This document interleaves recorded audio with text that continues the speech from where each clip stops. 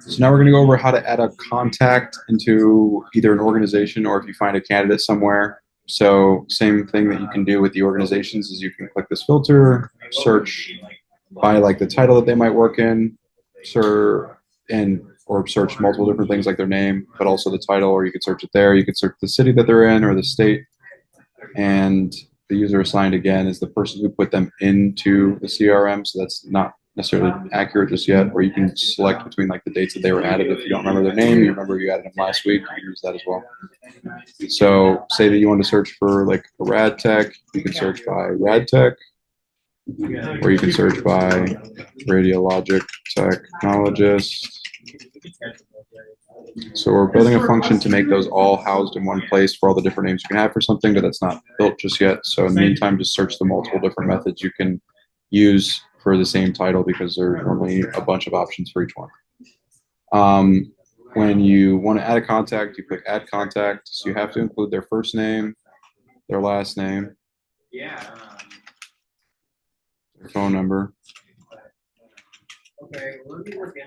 And when you include their phone number, if you don't have a phone number for them, we're building something to add an extension, or if they don't have like a direct line to the hospital.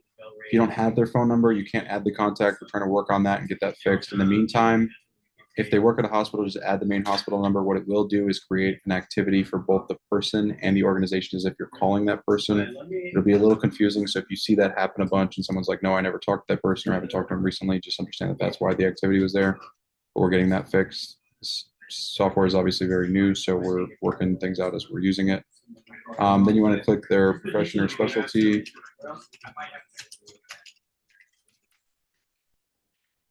Then you want to include their email address.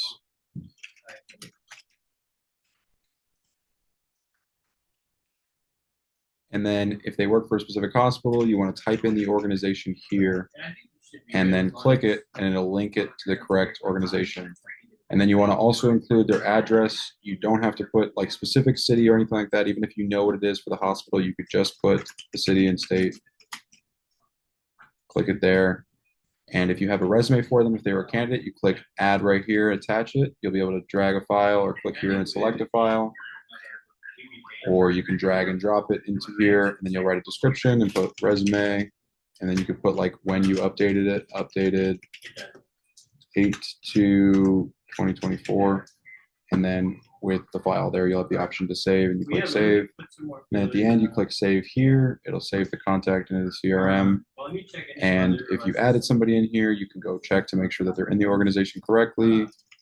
So one person that was added is Reagan Bennett. She's the HR director for this hospital.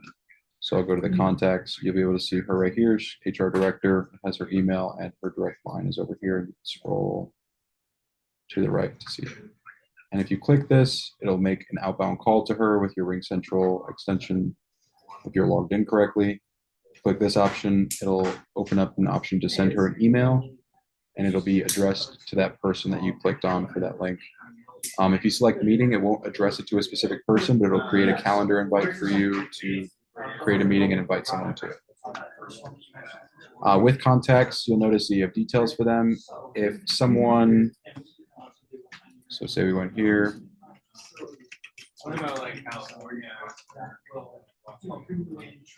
So if the details here, if it doesn't have a profession or specialty, you want to make sure that you include it. Sometimes what might happen is when someone applies, so here's our requisitions page. If someone applies, they might not come in with a title attached to them.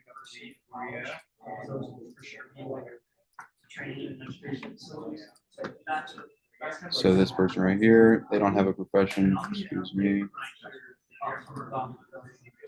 or specialty here. So we'll look their resume, see what their position is. So this person right here is a phlebotomist.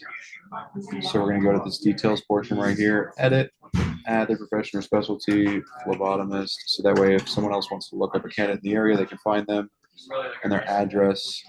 You want to look and make sure that that's logged as well, so we can find them in a specific area when we have radius searches available on the site. So Lindenwold, New Jersey. So you want to edit, enter Lindenwold. Click that. Click save. And now if someone were to search that city or state or search by that profession, which didn't save,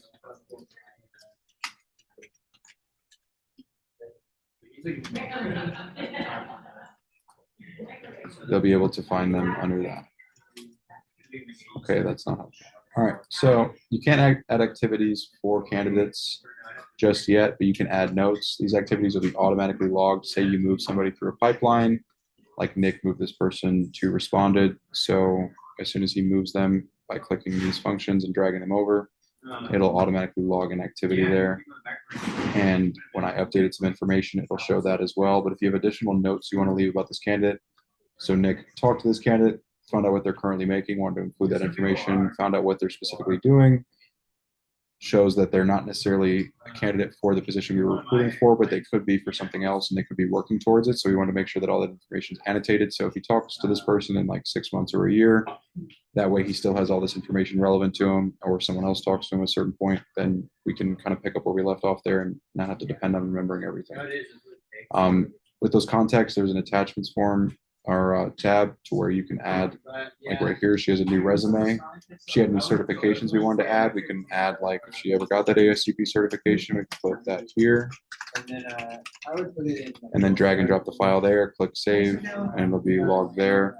And if you also want to see what pipelines they're in, you can click this and it'll take you to that pipeline that they're at. This one, she was in the system and someone moved her to not qualified because she's not qualified for that position. So we're considering her maybe for a different role, as you can see on here. Kind of the sweet spot is someone that's like 90 minutes away, you know, they drive in for the day, come home, candidates aren't really looking for games. You know, someone that's, you know, outside of